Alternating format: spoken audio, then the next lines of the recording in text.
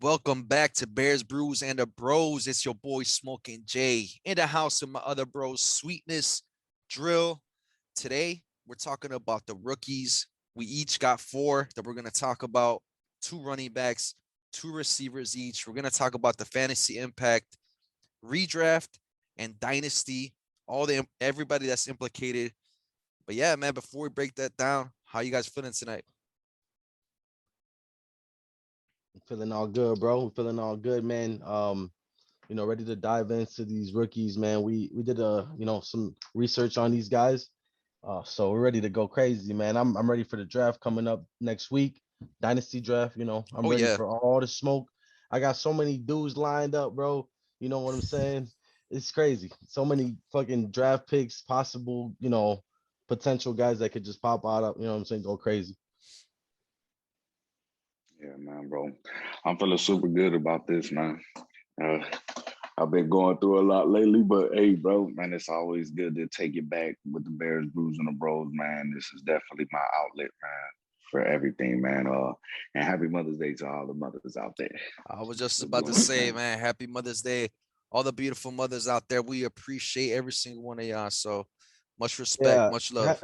I can't go without, giving them thanks, Mama, man. Happy Mother's Day, man. We wouldn't be here without y'all.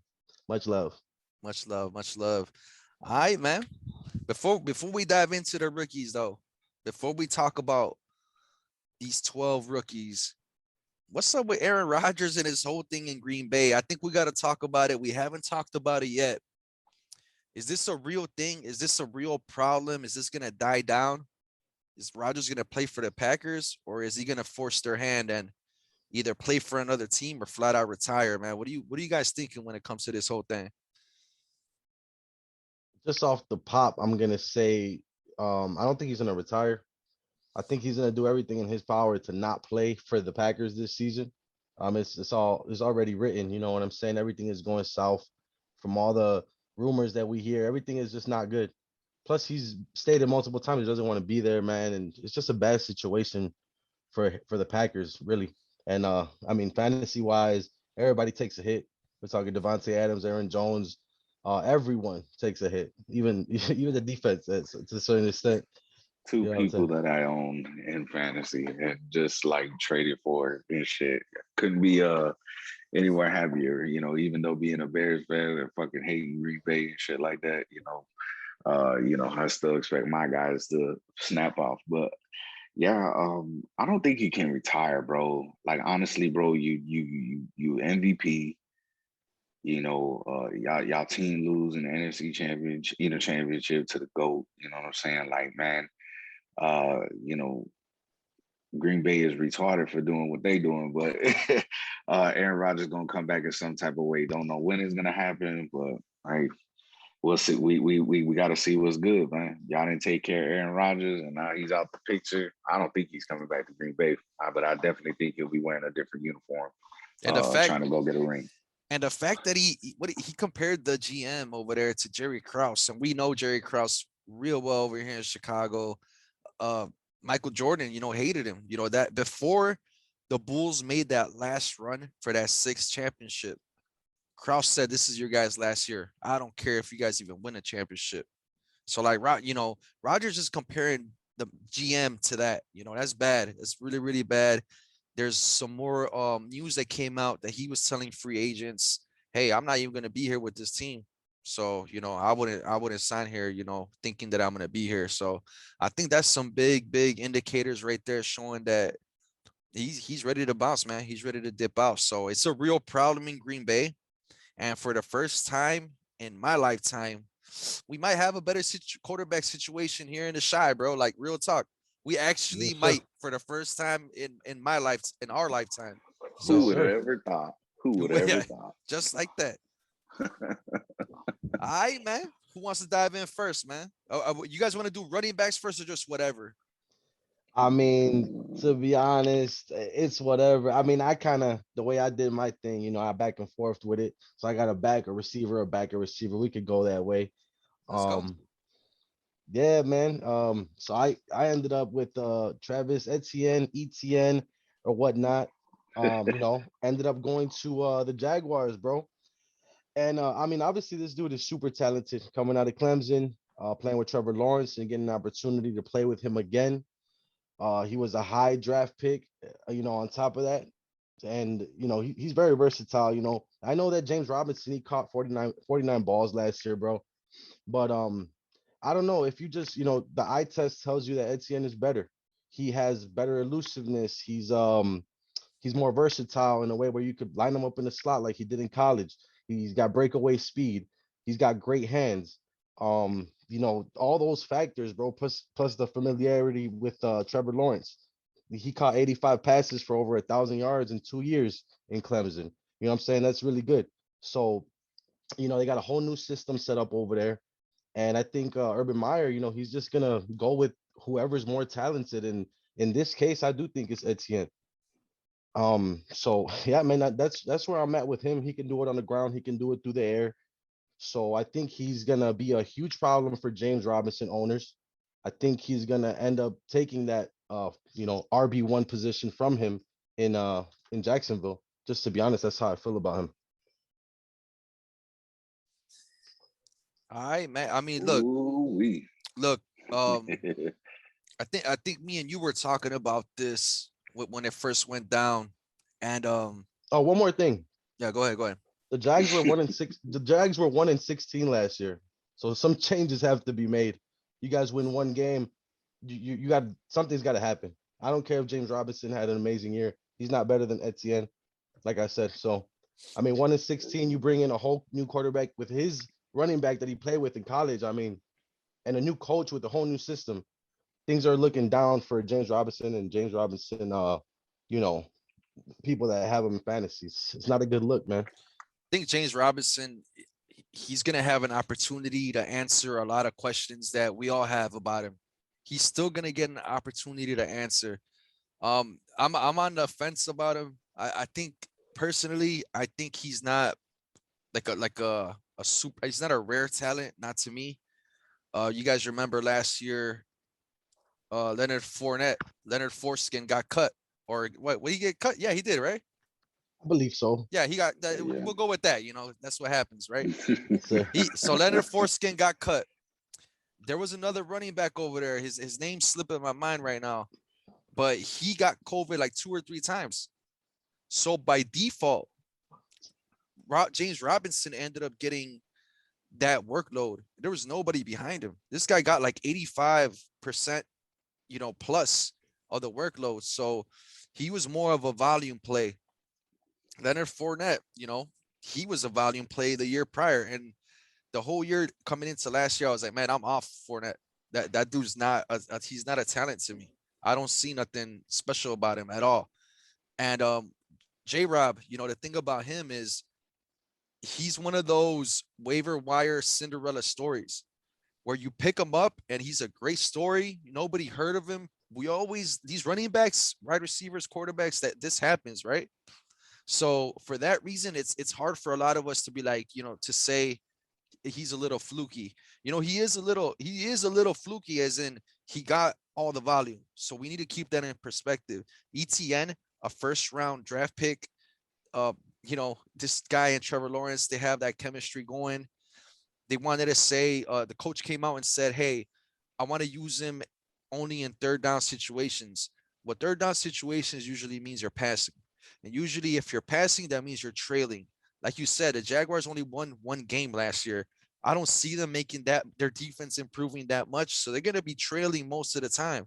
So that to me indicates ETN's going to be there. J-Rob's probably going to be the goal line back. He's probably going to get those short yard situations. That's going to go to him. But I think this is going to be somewhere around a 50-50 split. and that's a And huge. You think that That's happens on a day one? that's a huge drop off from the number you initially said. On right. the percentage tip, if you're a James Robinson owner and you were at 80+% of the bulk, and you're dipping down to 50%, you're not gonna get what you think you're gonna get. And that's the problem with a lot of fantasy, GMs and stuff like that. They just don't know when to let go. Now, You now know what I'm saying? there's a world where this could work out in a different type of way. And what I was about to say initially was, this could be something like a young Mark Ingram, young Kamara type duo. I like that. Possibly, I like possibly. that.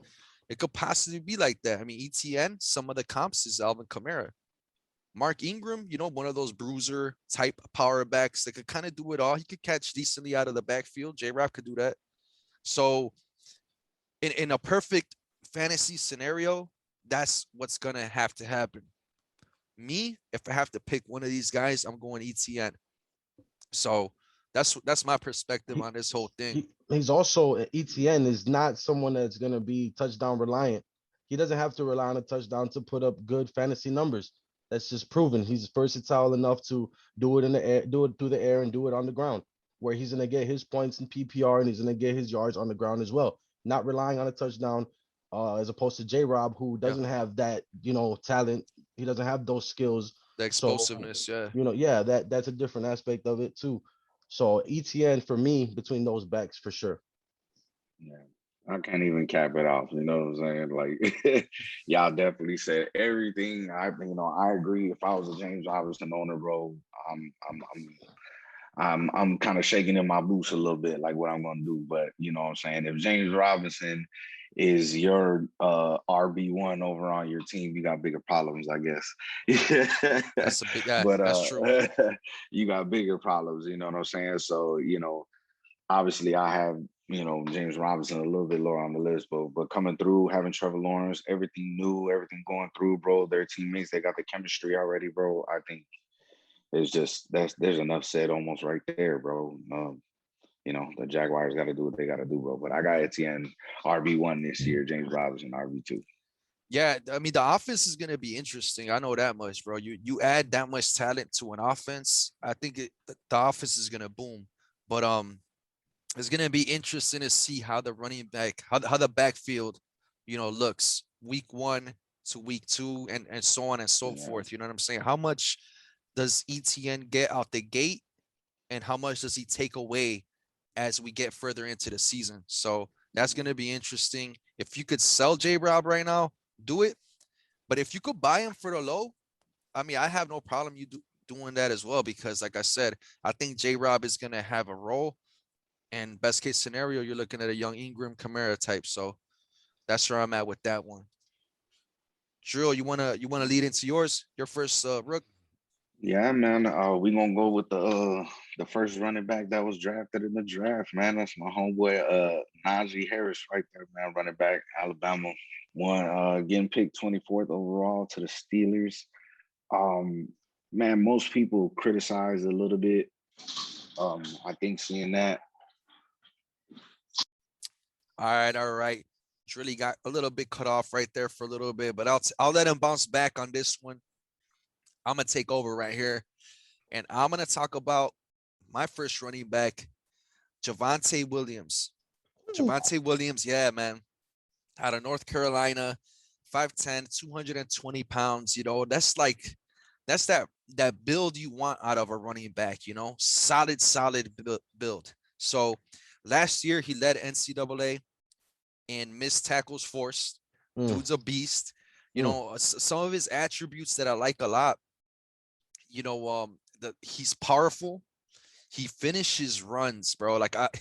This guy finishes runs like no other. He loves to inflict damage. Like, he loves the contact. He looks for it. The crazy thing about him, though, he's not just a power back. This guy's super athletic, man. This guy's agile as fuck. Like, this guy breaks tackles. So if you're the defender and you want to give him space because you're afraid of his elusiveness, oh man, you're done. He's running right at you and smacking you.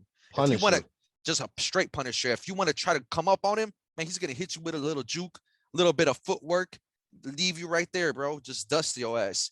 And once he gets by you, it's sayonara, man. Man, and I was just about to say, now his speed is not top notch. That's the one thing about him, it's not top notch, but that's fine though. His elusiveness, his vision, another thing that I was looking at, his vision is just crazy good.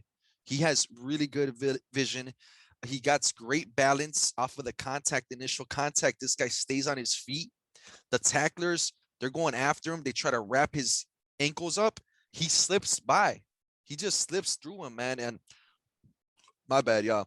This guy has patience behind the line. He runs behind his blocks well. He's shifty with his footwork to set up his blocks as well. This guy, the more I was watching him, watching his film, I was just like, man, this is somebody that I'm going to have to try to target in all my drafts. Another thing too, I should say, this guy he doesn't have that many miles on him. Not as much as these premier backs that are coming out. If you look at him in his career, he has 366 carries in college compared to Najee Harris, who had 638, ETN, who had 686. So this guy, he's coming in fresh, man. He doesn't have that mileage on him. And this guy, like I said, he's been inflicting damage in college and one of the best, he was behind one of the best offensive lines. So that's one of the question marks that he has to show and prove. Can he run behind, well, actually the Broncos, they're not bad, right? They don't have a bad offensive line. They're pretty decent, but the North Carolina line was pretty good, man. They're pretty solid. So he's got to answer. Can he, continue the same power? Will it still work at NFL? I think it's going to translate. I think his speed, his vision is going to translate as well. Now, out of the backfield, they didn't use him too much as far as, making him receive the ball a lot. It was more of like screens, the swing plays and dump offs. It was shit like that. So he can catch. He's got good hands. I seen him, run some routes and catch stuff out of the backfield. So yeah, man. When it comes to redraft, I don't mind taking a shot at him, but not as like my top running back or RB2. More of like a flex play, bench play type of guy with upside. Because if Melvin Gordon goes down, you got a beast on your hands. And Dynasty, this is a potential top 5 running back right here in single QB formats. He's got to be in consideration for top 5. Now, a lot of people might say, well, Melvin Gordon's there, and Melvin Gordon, he's a proven back and he's done so much in the NFL, which is true.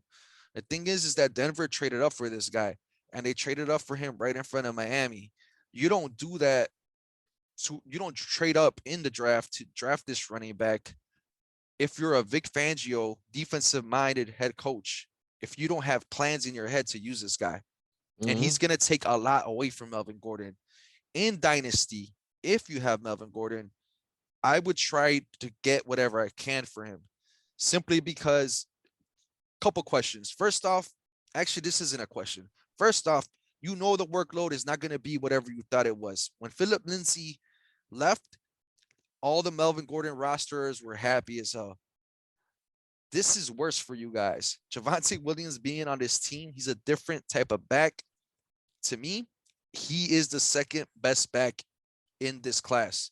So Javonte Williams in Dynasty, top 5 in redraft, he's gonna be close to the running back 2 when it's all said and done, because I believe he's gonna get more and more integrated in the offense the more we go into the season. So yeah, man, Javonte Williams, he is that dude. The only one knock I got on him would be that his speed isn't crazy fast. But other than that, this dude's got it all, man. Total package. That's dope, man. I like his running style too, bro. It's real tough.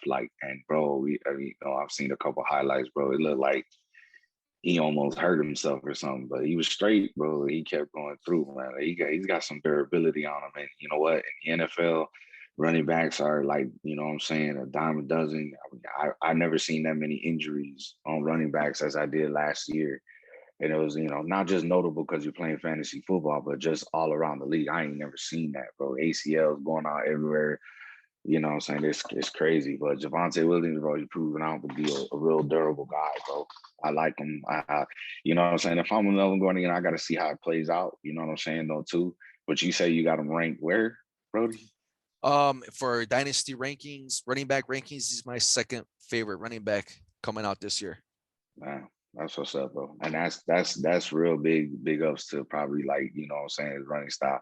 We some 90s, growing up as motherfuckers. So we listen, we used to them Terrell Davis type motherfuckers, you know what I'm saying, getting it in and not afraid to take no contact, bro. He's smash mouth. That's great. I know. It's smash great. mouth, bro. It's And look, man, great. It's great. I'm not liking that you guys are liking him as much as I like him now. So I mean I'm all in on Javante Williams, bro. Dropping gems. Really. We need to make a soundbite for when you drop gems, because that the how much mileage is on these guys, that's a gem. And that's a big factor in when you go and get these guys, man. And so if those guys have, double the yardage and mileage on them that he does, imagine what the fuck Melvin Gordon has on his, what I'm saying, mileage. How much are they gonna try to spell him? Stuff like that. And Javante Williams, man, for all it is, uh, I mean, I know you said the speed factor, and then we could live with that. I could Yeah. live with that all day. And I don't know if it was PFF or what source it was. You guys could fact check me on this if y'all want to.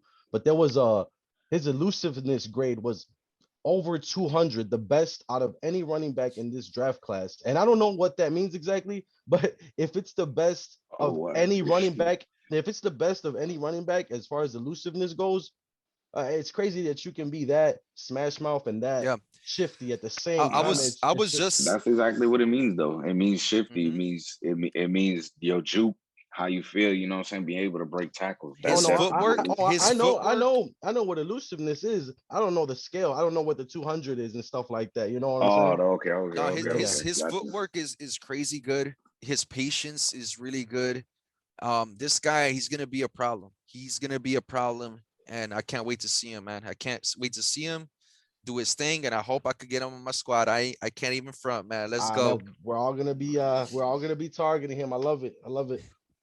Most definitely, bro. All right, man. Drilly, you're back at it, man. Let's go ahead. Well, let's Who's kick your it back, run it back, take two, let's go, let's if go. you Hey, will. these type of things Nah, happen. man, It's all good. you're right. Hey, it's all good, bro. That's why we got editing. But yeah, No, Shout here we out I'm go, to not, though, the bro. doc. I'm not there yet. This we're gonna run this live like this. Word, right? You know what I'm saying? We're like, hey, podcast 101.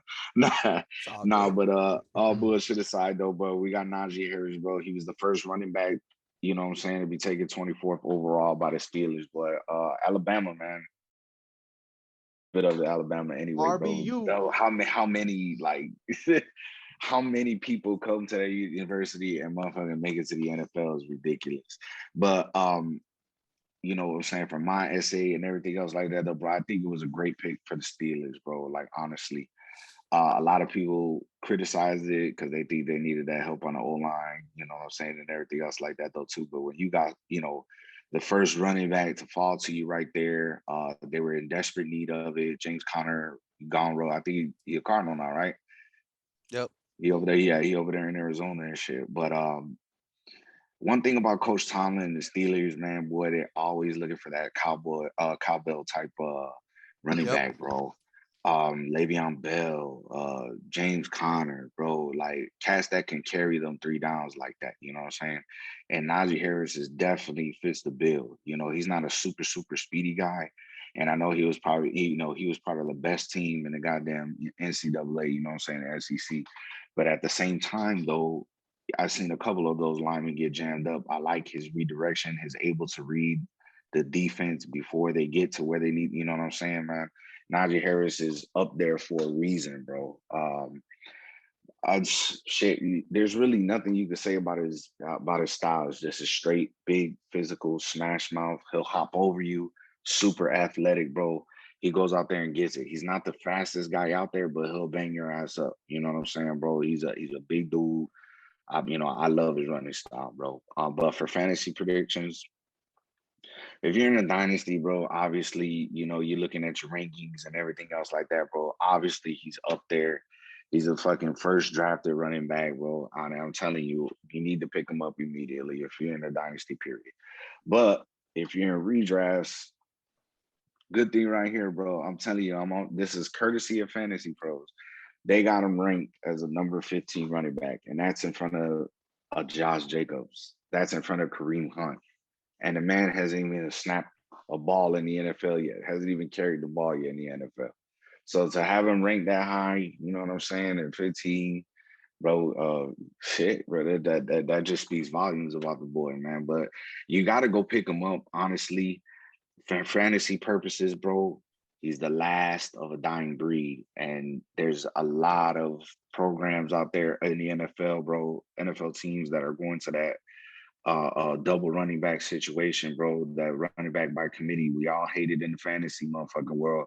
But at the same time, though, they're just backing their ass up, bro. Like I said, all those injuries, bro. To have you a nice little backup, Melvin Gordon to a Javante Williams, bro. You know what I'm saying? Like all those Nick Chubb to Kareem Hunt, you know what I'm saying? They the ones that started I think the shit running back by committee, but it works over there in Cleveland. If you're a fantasy owner, you ain't mad. But you know, Najee Harris is definitely stepping into that RB1 role, bro. And he's gonna eat, bro. Honestly, he's gonna eat. You don't take a running back that high and you're the Steelers and you know the type of running backs that they like, bro. You need to go pick this cat up because he's definitely gonna eat. Yeah, I mean, as far as talent goes, man, I'm all about Najee Harris. In Dynasty, I mean, that you definitely got to lock in on him. I feel a little shaky about that offensive line. They didn't really do too much in the offseason to improve it. So I think our running back 15 overall, I just think it's a little high. Just to be honest, they have Anthony McFarland over there, Benny Snell. And I'm not saying that those guys are more talented than him by any means, but they're all gonna get carries here and there. Najee, I don't know exactly what his role is gonna be off top.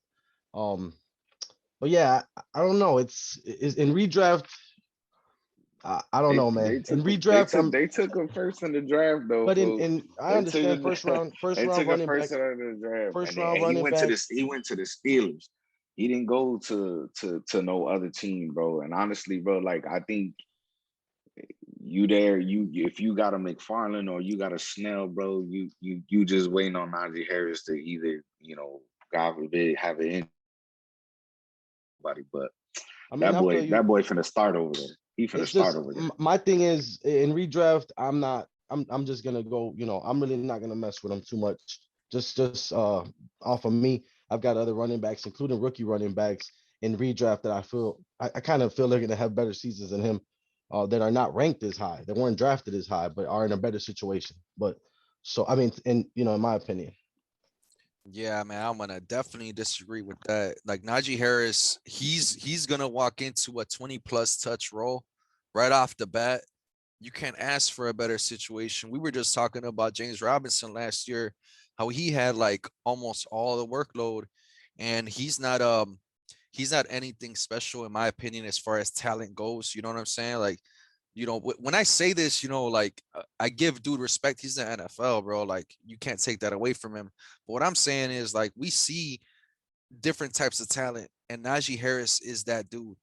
And if James Robinson could do that on a Jaguar squad, I could only imagine what Najee Harris is going to do on the Steelers. This guy's going to come in. I think you said he's ranked 15th or something. Is that what you said, Drew? Yeah, on Fantasy Pros they got him And ranked 15, bro, and on a couple ahead of other rankings, bro, they got him 16. ahead You know, of like ahead of who you said? ahead of Josh Jacobs, Kareem Hunt.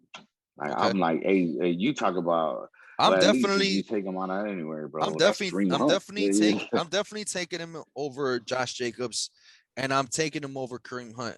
Why? Because he's the lead back. You just said a little while ago, it's like the a dying breed.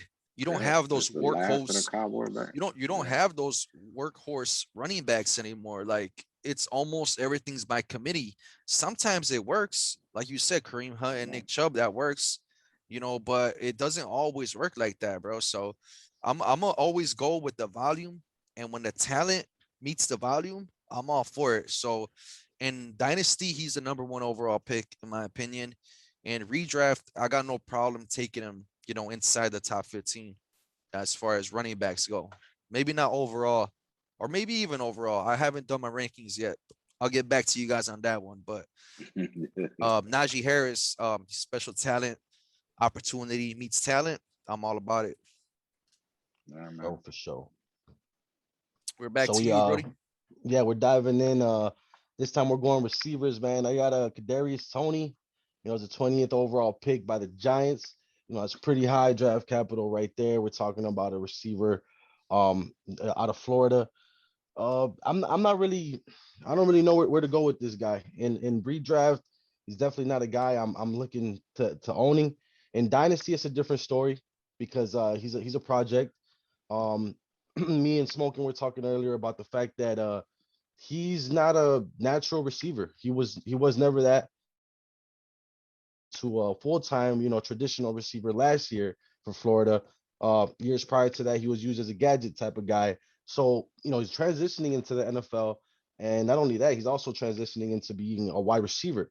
He hasn't even seen the ceiling yet we see all these explosive plays from him, the flashy plays that he can do it. So I understand that he hasn't even reached his full capacity yet, but um, I just think there's a lot of work to be done with this kid. He's going into a wide receiver room that's got Kenny Galladay, Slayton, Sterling Shepard, not to mention Evan Ingram's there. And Jason Garrett over there as the OC, he likes running a lot of 12 personnel, two tight end sets. Doesn't bode well for a guy like Kadarius Toney and his playing time out there. Like I said, in Dynasty, I'm taking a shot at him, and in redraft, absolutely not. No shot. He's not gonna be on my team in any redrafts. I mean, unless I gotta stream somebody and he's out there, I might pick him up. There's believers and there's non-believers. I'm a non-believer. There's a lot of work to be done. Like I said, in Dynasty, I'll take a shot at him somewhere. He's not gonna be a second round pick in Dynasty. I mean, he might be a second round pick in Dynasty. Uh, I'm not completely sure though. That's not even a stamp. Yeah, I can't stamp that. He might slip to the third. I just think, like I said, you got your believers, and then you got me. So, what's your guys' angle on Kadarius Toney, man? Because you can make all these plays in college, man, and he was definitely out overlooked by Kyle Pitts and what he was doing over there in Florida. So he went, under the radar for a little bit. I don't know. I'm big question mark on Kadarius Toney, and it literally says big question mark. We don't know what he's gonna be. Transition's not done yet. Honestly, you look at where did he go play for the Giants? Yeah, Yes, where's sir. he at? Hey, shout out to Giants for So that's trading with us. We got Justin Fields, but let's go. Let's keep it Yes, going. sir. We got our Thank you so quarterback. much. We got a QB. Yeah, no, but when you talk about the Giants, man, and one thing I think about is motherfucking that wide receiver room, bro. Slayton, motherfucking, you just signed an insane contract with Kenny Galladay. Man, you know what I'm saying, bro? It's Hey, do it's, they it's still got crowded Golden over there. Tate You too? know what I'm saying? Do I they didn't still? see him. Shit, I I don't even I'm not know. sure if I saw him on a depth Okay, chart. he was there last Yeah, year, right? Yes, sir. All right. yes. My bad. My bad. Along Interrupting. along with along with Sterling Shepard and Evan Ingram, and you know what I'm saying? Like all the I know Evan Ingram's a tight end, but still, you know what I'm saying? This target share that we're talking here. Yeah. Yeah, you're fresh coming into the NFL, you know what I'm saying? Unless you're blowing away motherfuckers that practice in order to get that motherfucker spot, bro. Like I Let's not just for, see let's not forget about maybe the number one overall running back in football, Saquon I Barkley. really say come buddy. Yeah, I'm saying, okay, come back, catch back. So that's even more, just even more to go to the fact that of exactly what you said. It's a big question mark. In Dynasty, do you take a chance? Third, maybe if he falls to you in the fourth, take it. Fuck it. You know what I'm saying? But in redrafts, absolutely hell no, I'm with you, brother. Fuck that shit. We got some other picks to pick up. You know what I'm saying? Like I said, he'll be out there on the waiver wire. Somebody gonna be thirsty. You know what I'm Yeah. saying? but No, I'm with you guys. I mean, in redraft, I'm okay. Leaving him in the waivers and not drafting him, unless I take him on a flyer as one of my last draft picks. Like all my team is filled. I got my backups already. All right, I'll take him if he's still there. I'll take him then. But like in Dynasty, I'm interested. I'm interested in the second round. Why? Because this guy, he's only been a wide receiver for one full season. And the fact that he was drafted in the first round, I think that says a lot, man. This guy has not even, he's barely scratching the surface on his potential at the wide receiver position. So to me, that means he has value. To me, it means that there's high potential. This kid does not know how to run routes like that yet. And once he does, that's going to be very interesting to see. So in Dynasty, I'm suggesting everybody, if you guys need receivers, second round, he should be your target. So Kadarius Toney is very interesting, man. I like the outlook on that. He's a guy that he was able to create separation and get away from people right away. It was like a natural thing, but it's a raw thing at the same time. It has to be cleaned up and polished. If that can turn into greatness, I'm all about it with you. If I'm set and I ended up, according to your team, like Brody said, if you need a wide receiver in Dynasty, target him in the second round. I'm completely with that. I guess that's another reason why I'm not looking at it from that angle. But if that's a necessity for you, absolutely. Yeah, man. I'm gonna keep it going. We're gonna keep the rotation like this. So my first receiver that I'm gonna talk about, Rashad Bateman from Minnesota, Big Ten, a big time receiver, 6'2", 210, runs a 4.39. This guy, watching film on him, this guy is a route master. I Mm. think, I think, and it might sound a little crazy, after Devontae Smith, or maybe even 1A and 1B, this guy runs routes with the best of them. This guy's footwork is like literally unmatched, bro. The way I saw him on so many goal routes where he is, well, it looks like a goal route. He has the DB just backpedaling and then turning around and sprinting, trying to catch up with him. Then he just cuts it in. Like his cut angles, his footwork, the way he's able to play with the DB as far as making him think he's going this way or doing this or that or the other and making him look stupid. This guy's going to be a problem. He's with the Baltimore Ravens. Now, that is a problem, for a lot of people. He's coming in. He's a number one wide receiver off top. Without a doubt. Like, I know a lot of people like Hollywood Brown. He cannot do what this guy does. Absolutely. This guy was in an interview and they asked him, man, what do you think you bring to this team for Lamar Jackson? He's like, everything. He's like, I bring everything. Whatever he needs me to do, I'm going to do it. I saw this guy. I don't even know the quarterback's name in Minnesota over there, but he was just missing his throws. And this guy was catching everything. I'm talking about one-handed catches, fully extended, catching the ball at its highest point. You got a comp. You got a comp for him? Yes, I do. I got a couple of comps for him. His route running reminds me of a Stephon Diggs. His elusiveness as well. His physical as he is, as big as he is, kind of a little bit like a A-Rob as well. Tough contested catches. Think that type of mold. So he's a blend of like a A-Rob and Diggs to me. This guy's a problem. The question though is Lamar Jackson. That's the question. I think he has a chip on his shoulder. He has a lot to prove. This is Lamar Jackson I'm talking about. We're going to see. Weakness that I have on him, I don't have a weakness. This guy's, I would say everything he does about a 9. Like 9 out of 10. Like I literally was looking at film, looking at just trying to pick something up like, hey, this guy doesn't do this or that. Off the line, he's just accelerating past motherfuckers. You can't press him and you can't be playing off him too much. He's gonna fuck you up all day. This guy's a problem. Rashad Bateman.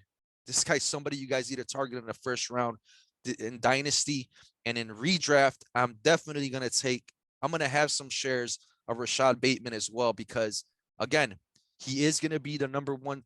He is the number one receiver there. I'm saying it right now. That's not even a question. I know Mark Andrews is there, but the way this guy is gonna get open is gonna be undeniable. That's my guy, Rashad Bateman. Man, I really don't got anything else to say, man. I think, I got nothing but good things to say. So Rashad Bateman, man, let's go. Yeah, that's a dope pick right there, man. I mean, I like you said, the only problem I have is, what we gonna do with Lamar Jackson. You know what I'm saying? For the longest, it's always been Hollywood and motherfucking some tight ends and Andrews and shit all the time, or him taking the fuck off. A bit more. I forget some of the names that are out there though too. I can see their face, but I can't think of the name of the wide receiver. You know what I'm saying? But I'm sure, you know what I'm saying, Rashad Bateman gonna go over there and do his thing. Shit, maybe what all Lamar needs is be able to read at least the first or second read, and Rashad Bateman be there open for him to get the snag. That's what needs to happen over there. To move the ball, you know what I'm saying? Their backfield is nice. It's always going to be deep, committee, hard runners. To get them out of some tight spots. But if you can keep the defense guessing and add another weapon to your toolbox over there, bro, they should be somewhat better. So Lamar should look into it and definitely get in tune with them, get the timing down. It should be real nice for them Ravens over there in Baltimore, bro. Yeah, man, they're gonna have something they haven't had in a long time. Uh, and yeah, bro, the comps. I mean, you can't get nothing better than a Stephon Diggs blend of a guy like that with A Rob and just the whole nine. He's the complete package from what you're telling us, and I mean, I'm completely with it. I've seen him play in Minnesota. I mean, obviously, just watching the highlight reels and stuff like that. The kid is different.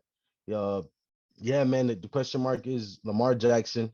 Was he going to be able to take that step and become an elite passer? Because that's all that's left for him to do. To check all the boxes. And like you said, he's playing with a chip on the shoulder. They're considered to be a run heavy team, kind of like a run only team, the type of way they call the running plays. But yeah, they're gonna have to adjust to current day NFL and what you need to do to win. And you have to be able to pass the ball. You got to have some type of receiver go to, and that's exactly who he is. Goes right into the wide receiver one role. Um, yeah, I mean, Marquise Brown is a non-factor in this equation, bro. Uh, yeah, the kid is he's good, man. I'm with it. I love the Rashad Bateman. Definitely gonna be targeting him. I don't think I'm gonna be able to get him because of where I land in the draft, but the kid is great, man. It's gonna be good. Yeah, and you're talking about Lamar Jackson. He's got to prove that he could pass the ball. That's something that sometimes you need that receiver to make that happen. Drill knows Josh Allen. You added a Stephon Diggs to that team. Look what happened. Mm, Dude shut a lot of people up. You know what I'm saying? Shut a lot of people up. He Yep. proved that, hey, you know what? And there was problems with his mechanics when he first came out. But Um, the thing is that you add a receiver that understands your quarterback, you have chemistry with him, and you're a elite route runner, it's gonna open things up. Other quarterbacks, you add a receiver and they're still not good. That shows you that's the quarterback's problem. Like Mitch Trubisky, they added Allen Robinson. He still wasn't. I mean, he had his moments, but he wasn't consistent. Josh Allen entered a new level of quarterback tier last All year, right. and can Lamar Jackson do that? We're about to find out. and I remember you were all about Stephon Diggs with his route tree and his ability to run these routes. And you watching Rashad Bateman, and you were on that Stephon Diggs bandwagon like a motherfucker. The So first I mean, post I ever put up on my fantasy fornicator page on Instagram was about Stephon Diggs. My very first post. yeah. So I mean, the proof is there. If you know how to call him, I mean that's a great call. So y'all stay up with Smoking Jay, man. Fornicator got that heat. Rashad Bateman, man. Let's go. Who you got, Uh, Drill? Man, we got to keep it going, bro. I'm gonna keep rolling with the tie, bro. And you got to talk about Devontae Smith when you're talking about wide receivers, bro. Alabama, 10th overall, bro. Heisman Trophy winner, rolling. The Eagles pick him up. What does this mean for everything, bro? They getting a number one fucking talent, bro. A lot of people like to talk shit on his size. They say that he's not actually what an ideal NFL receiver looks like, bro. Let me tell you something, bro.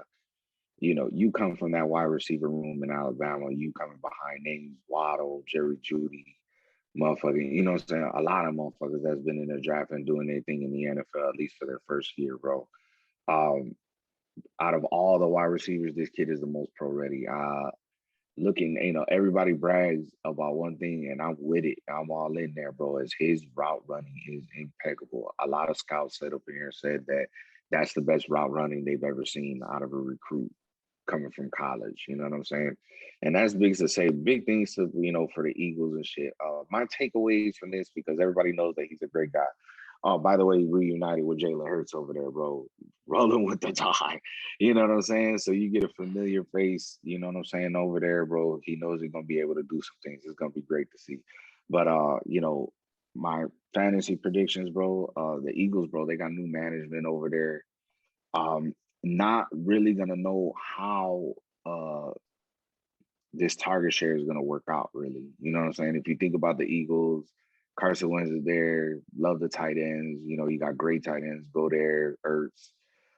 You got Booby that could catch out the backfield with no problem. You got Jalen Rager over there, but they did lose Deshaun Jackson.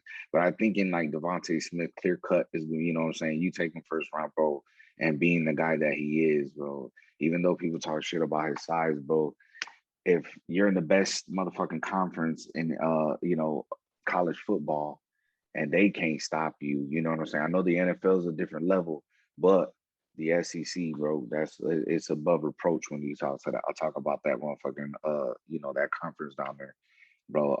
Man, he gonna have no problem, bro. No problems whatsoever. But we just got to see how that it pans out a little bit. I mean, say obviously in Dynasty he's up there.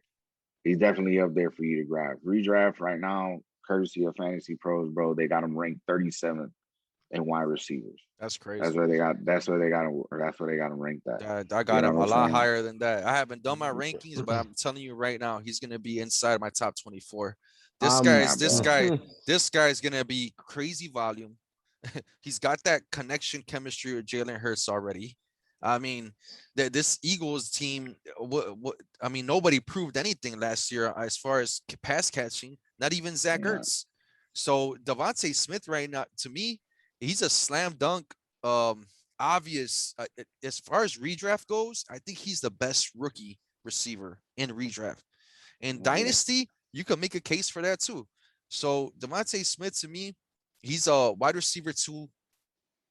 I'm pretty confident in saying he's gonna be finished inside the top 24. And I'm not saying he's gonna be 24th. He's gonna be probably higher than that. I just gotta, mess around with my rankings. But yeah, man, Devontae Smith, he's the truth, man. He's the real deal, Slim Reaper. I'm Yeah, man. absolutely with everything you're on, Fornicator, right now. Smoking Jay.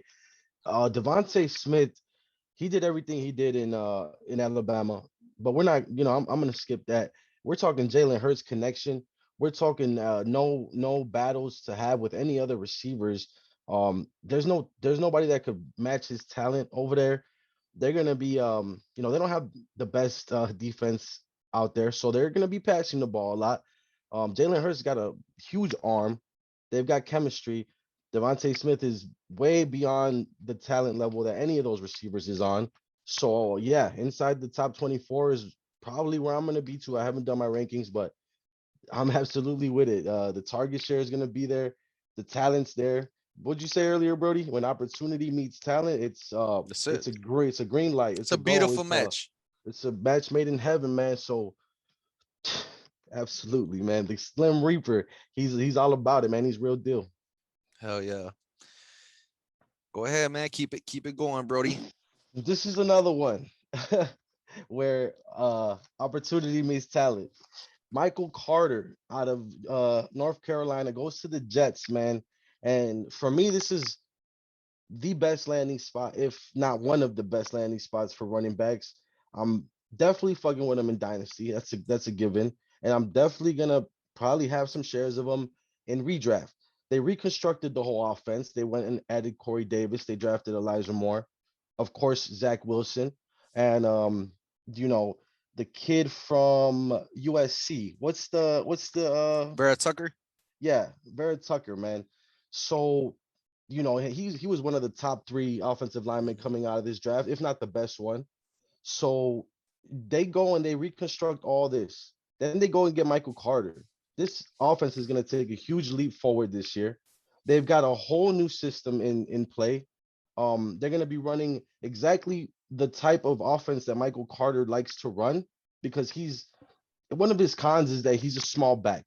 He doesn't get in there between the tackles. It's not a good time for him because of his frame. But good thing for him, they're implementing the Shanahan offense with the outside zone, which is all he did in college. Give me that. This is exactly what he does. This is like I said, not only is the opportunity there, not only is the talent there, but the scheme is there. Exactly what you were doing last year in college and putting up all these stats. I mean, yeah, like I said, it's just a perfect fit for him.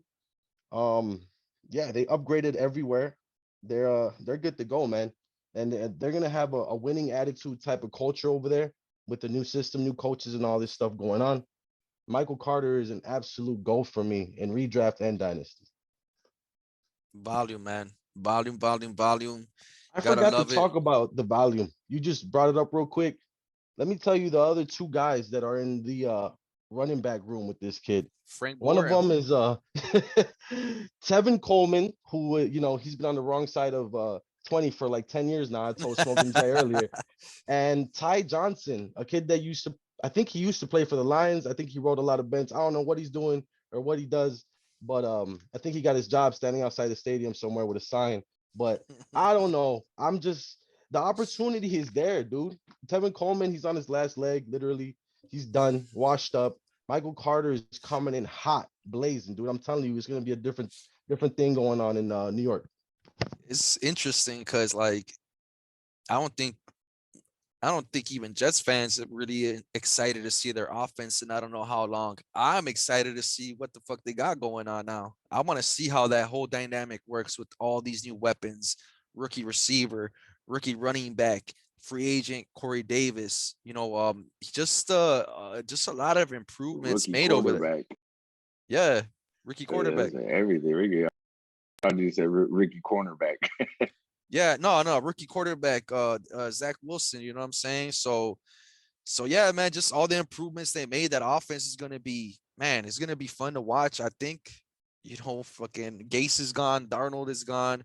They got Salah over there, coming from the Niners. It's gonna be fun to watch, man.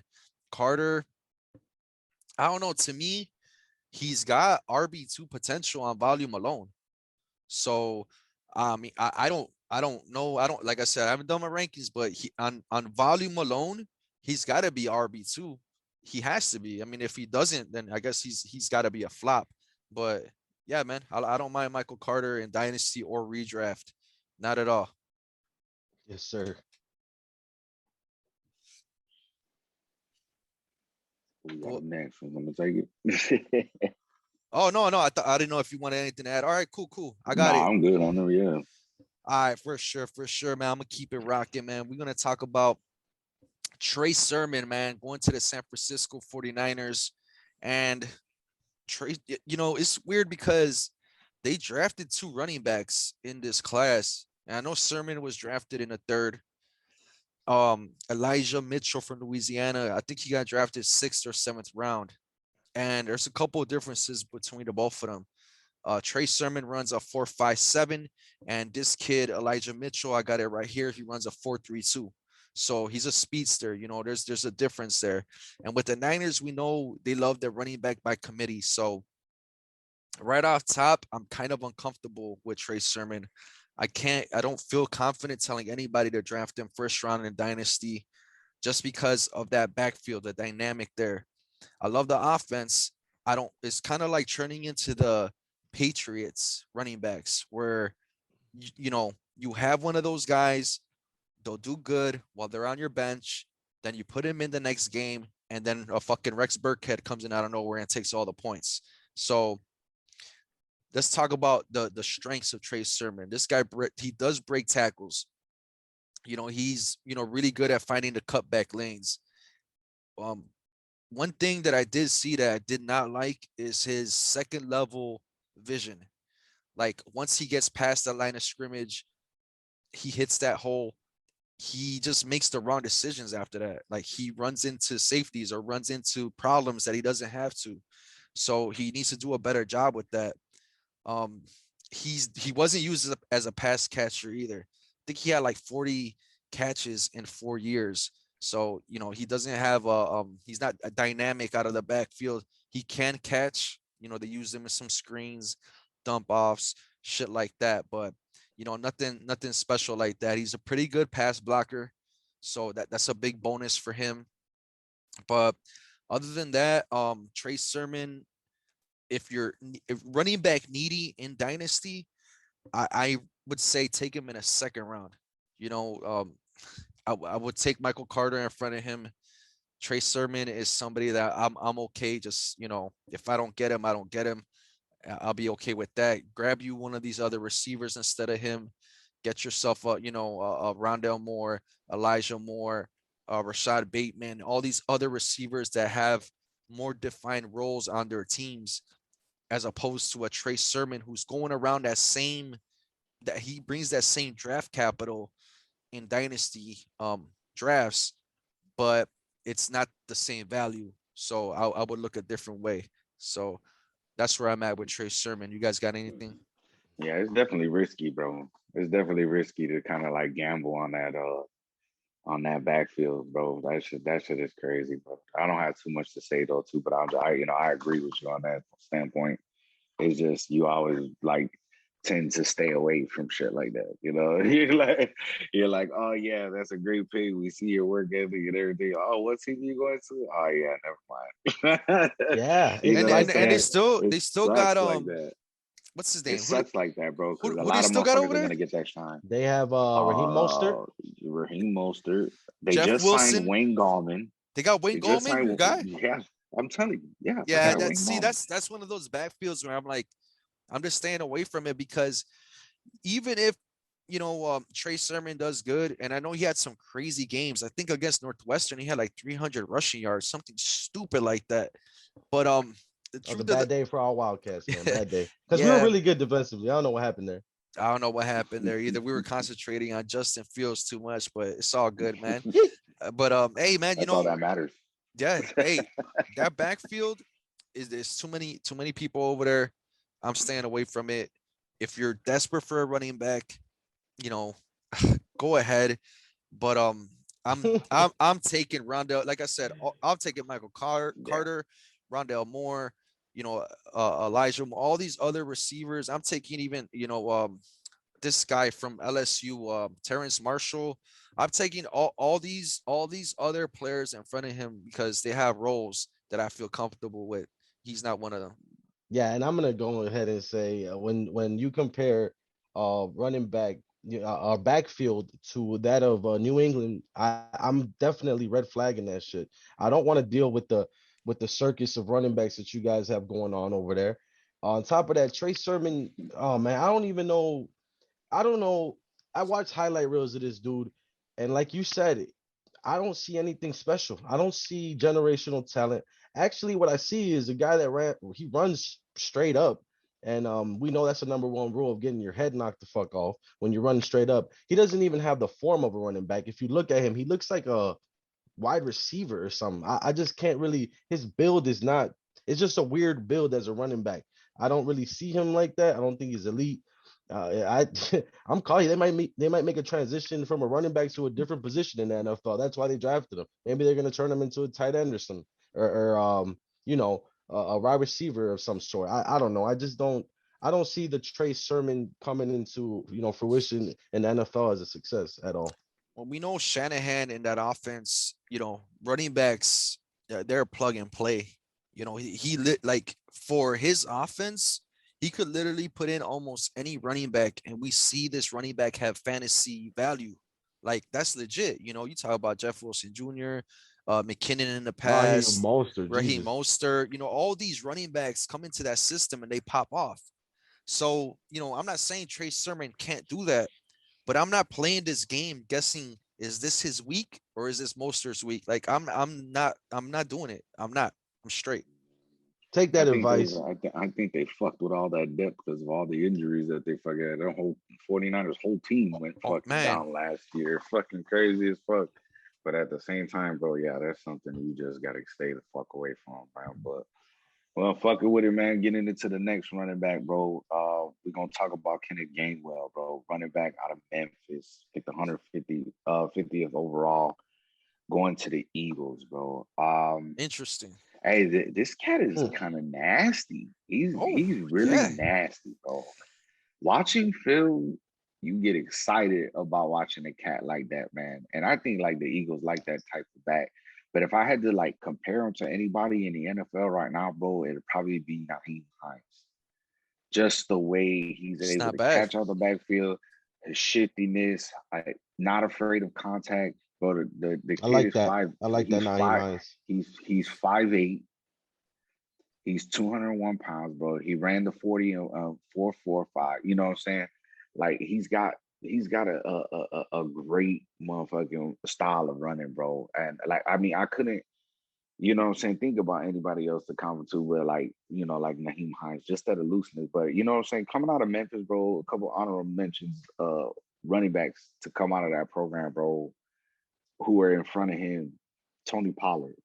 We know he's a stud behind, you know what I'm saying? That's why everybody who drafts Ezekiel Elliott is thirsty to go ahead and motherfucking get you a Pollard. You know what I'm saying? Whatever. Darrell Henderson. And then you got Antonio motherfucking Banderas Gibson, motherfucker. You know what I'm saying? Just for running backs to come out of that room a little bit, bro. I think this cat is nasty. What it means though is I don't think he comes into the Eagles and taking a cat like Booby spot. You know what I'm saying? Booby definitely gonna be there, bro. The Eagles, I think Booby's got like 2 more years left on his rookie contract or something like that. Sounds about right. Like, bro, you know what I mean? Bowie, we all take him, bro, and we all hold him to high praise, man. Miles Sanders is a dog. So you know what I'm saying? I don't think Kenneth Gainwell comes in there, you know what I'm saying? Dynasty wise, you know what I'm saying? You're looking at draft, he's definitely a dude I would say to pick up. What's interesting about this kid is he not only played running back at motherfucking Memphis, they snuck him in as slot quite a few times as a slot I receiver. like that. And he can play both positions, but he's got sure That's hands. big. He actually knows how to adjust to the football. You know what I'm saying? Like, I don't even know who Memphis' quarterback is, but I watch film and I watch him break down on a stop and go and actually adjust his whole body over to come back towards the ball, make the defender miss, gone for the TD. But like he He's a got some talent. speed on him too, you know what I'm saying? And that's what makes him dynamic. So maybe he's an RB2. He's gonna get some touches there. He can catch out of backfield, but a plus and what to watch out for is if the Eagles under new management want to go ahead and plug and play him like a Tariq Cohen, like how we do over here. You know what I'm saying, bro? That's a great He can point. be Yeah. he can be used in those situations. And if he can be used in those situations and he's really good at those situations, bro, you know what I'm saying? You might see that value change. Dynasty purposes, yeah. I'm probably looking forward to, if I need running backs to picking him up. Redraft, not so much, but you definitely, if you can get him in the 15th, you know what Is I'm he a hand? saying, Is or he a is he 14th, is he a crazy to. handcuff? Is he a handcuff if you got Miles Oh, Sanders? you know what? I mean, looking at the way things gone, and like, you know what I'm saying. I don't wish that on any NFL player. Always healthy, but you know what I'm saying. If God forbid Wooby goes down, this cat can fill that fucking role. What do we And not make? only that, you know what I'm saying. He could definitely be a factor in motherfucking the Eagles. I coming off of Boston Scott, who had his highest career, but he had his highest career touches and all the other stuff. You know what I'm saying? When Boobie went down, you know what I'm saying? But out of all that, only scored 1 touchdown. You know what I'm saying? I'm thinking for sure right now that motherfucking he's definitely able to step up into that RB2 spot, bro. We got to make sure that he makes that cut too, though. You know what I'm saying? But I think he will. Looking at his style, looking where he comes from, looking the way he plays, bro. I think he could definitely get to that RB2 spot, and it'll look real nice for the Eagles to have a change of pace, bro. To see what the fuck it is that they can do. It's gonna be nasty, bro. Like having Sproles and shit back. You know what I'm saying? Like Straight. that type shit. What I was about to say was like, what do we make about Kerryon Johnson being signed to the Eagles? Like to me, I did not I did not like that. I do not like that for that backfield. It's just another mouth to feed. That and What other names are there? that's why I was asking who's a handcuff, because Kerryon was supposed to be that dude in Detroit. Obviously, that never worked out, injuries and all that stuff. Booby, he's got, health issues to address too. He needs to stay healthy. And if he's not, we need to find out who that handcuff is. Is it Kerryon or is it going to be the rookie? I honestly, I can't even say right now. We got to wait to see what happens, what reports come out of training camp and stuff like that. But yeah, man, I don't mind the kid. I think he's going to be good. Memphis, a lot of highlights, stuff like that. So, but yeah, bro. Yeah, a lot of highlights coming from Gainwell, and like you said, Brody, the situation for Booby, yeah, I don't think that the guys that just got signed or drafted are the talent levels up to where Boobies is, but at the same time he can't stay healthy, and at the same time they're looking for depth at the position. because of injury history. I would have to say that's one of the factors. And to use them in different ways. Like you said, the comp was Naheem Hines, and the highlights show that he's capable of doing things like that. Then you go ahead and get On Johnson, who's got something to prove. It's not a good look for Booby, man. For Booby owners, you need to go and get you one of these guys, especially in Dynasty. I would say go in, last round it with Kenneth Gainwell. I think he might be there in one of the later rounds. In redraft, go ahead and handcuff, On Johnson. I don't think he's going to get drafted at all. And if he doesn't, then, you got to handcuff him. Got to take some Gainwell if you can. Make sure you cover your ass because Booby's not safe right now. Yeah. Yes, So, sir. on you, Brody.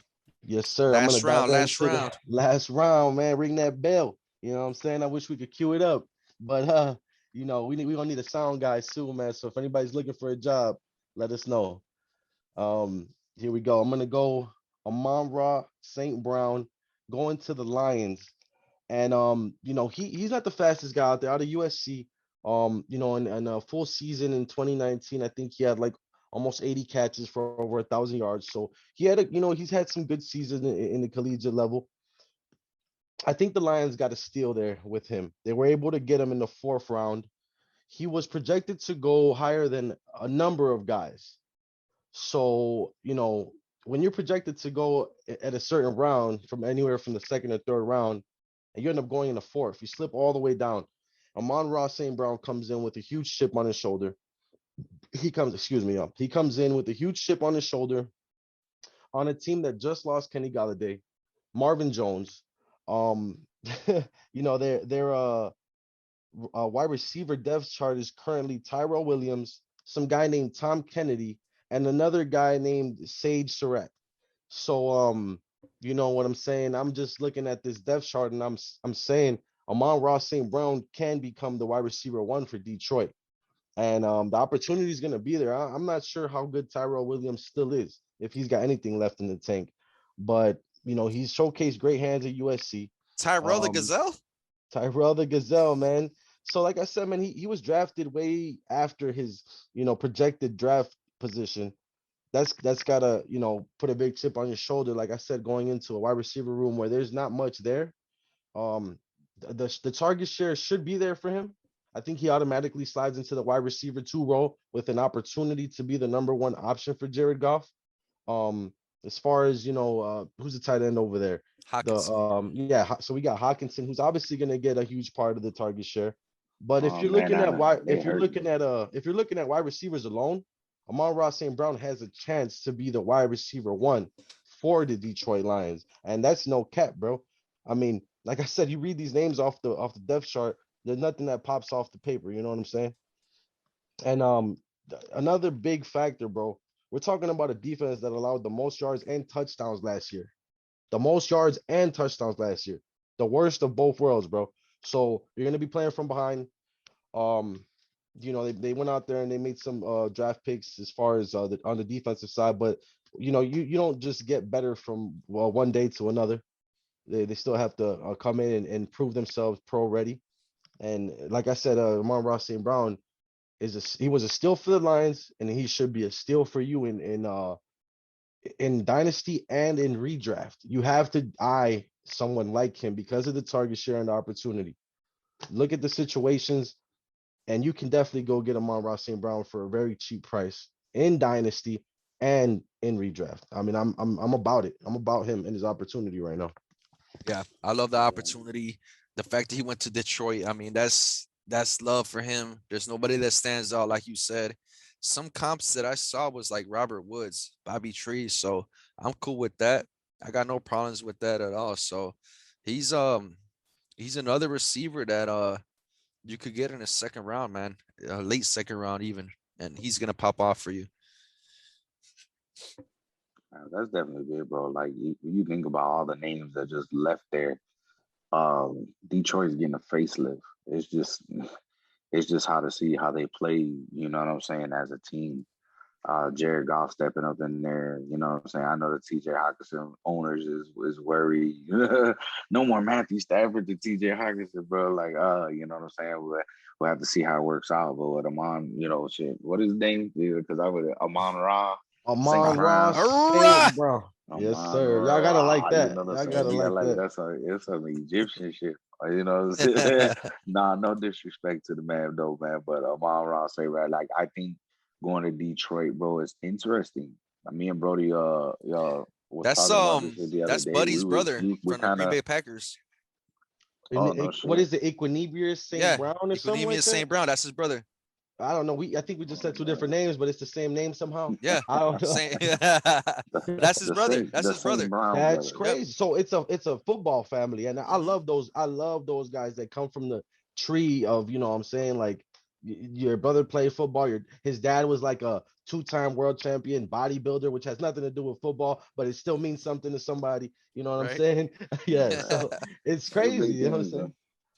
bro. It's nice of them. Definitely agree that, bro. Yes, Yeah, man. sir. And then he was pissed about not being drafted where he was supposed to be. During the draft, they showed him on social media. You know, he posted a video of him with his, with his, I guess his close friends, and he was just in the garage, taking, catching footballs from the machine or whatnot, just showing like, hey, I'm still here, nobody's drafted me. So he knew that that he was slipping. He knew that we knew that he was pissed. I mean, that's the case. And when you come in with that chip on your shoulder, I was literally reading down the line of projected draft picks at wide receivers, and I didn't even go through all of them, but there were at least 5 or 6 people that got drafted in front of him that were, projected lower or yeah, lower than him. So you come in with that chip on your shoulder, man. You got something to prove, man. Yeah, yeah, for sure, bro. I mean, like you said, going to Detroit, he's gonna have all the opportunity there. So to close this thing out, last guy I got, Dwayne Eskridge, man. And we were talking about him on the Bears draft show before the draft went down.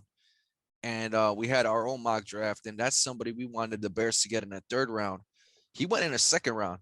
Seattle, they jumped up, grabbed him, and this dude's 5'9", a buck 90, runs a 4.38, 24 years old. He was in college for 5 years, I think it's Western Michigan. Mm-hmm. Fast, explosive. His straight line speed is like top notch, just blowing past defenders. Um, right off the line of scrimmage, just beating them out. His acceleration's top notch. He runs really good cross routes. Footwork is nice, very decent. He needs to work on his route tree though. He does not have a full set of routes. He needs to develop that some more. Wasn't very dynamic as far as numbers in college. I think he never posted more than like a 800 and something receiving yard season. So considering the fact that he was in a weaker division, you would have liked to see bigger numbers, I guess you could say. But this guy makes some good catches, really good catches, contested catches. He gets open. He's a great returner. He loves to run block. He's very physical, loves the contact. So that's one thing about him that kind of stood out to me. I saw a bunch of different highlight videos, and this guy is just like straight up, just like looking for the DBs and pushing him, just straight up blocking, loves the contact. So I like that a lot. Dude's got really good hands. He's a yak guy, yak machine, breaks tackles. So Dwayne Eskridge in Seattle, I love the fit. He's going to be playing on the outside opposite of DK Metcalf. Lock is still going to be in the slot, and it's going to be a problem, man. This is a boost for Russ. I don't think this does not hurt DK. Lockett, I don't really think it hurts him. I think it's a help for everybody. Just opens things up all the way around. Russ is the biggest benefactor. Eskridge and redraft, I'll take him in the teams. Like once I got like all my receivers at my flex spots, I might take him as like a backup flex, something like that. In Dynasty, I'm taking him, back like mid to back end of the second, just because on that offense, with a quarterback like that, you want to get a receiver, a nice young receiver with that draft capital invested in him. I have no problems, investing in him as well. So Dwayne Eskridge, really good prospect in Dynasty. I like him a lot. redraft, you could take a flyer in some of your leagues. So that's where I'm at with the kid. Yeah, man. You know what's great is that you're able to step into a wide receiver room like that and have a quarterback like Russell Wilson. Um, I don't think he'll be great right away. I think it's one of those that once he gets, you know what I'm saying, acclimated and once he gets put into the role and see how Pete Carroll's offenses ran and all that other good stuff, bro, we might see some stuff out of him. But I'm definitely, I have no objections to where you put him, you know, dynasty and redraft, bro. I'm with you on that. I just think it's real nice. I like the fit too. I like for young guys to come into already established wide receiver room. You see them later on, whether they go to a different team or you know, the Seahawks lose, you know, their wide receiver too, and a guy like this steps into that spot. So you definitely got you know, a dynasty, maybe diamond in the rough there. And shit, you know, to hold on to something like that for him to go ahead and do that, or you know what I'm saying, fucking let him go or whatever the fuck you want to do with him, you know what I'm saying? But it's a good fit. I like to see rookies, you know, that get drafted, you know, third, fourth, you know what I'm saying, go into programs like that, bro. So, you know, maybe we see some things down the line from this cat, but I'm not jumping on it right away. One of the Yeah, things too, before you go real quick, Brody, DK Metcalf, when he came out, they wanted us. A lot of people were saying the same thing. His route tree was not developed enough. The guy needs to work on his route game. He needs to get better. It's obvious that Seattle knows what to do with their receivers.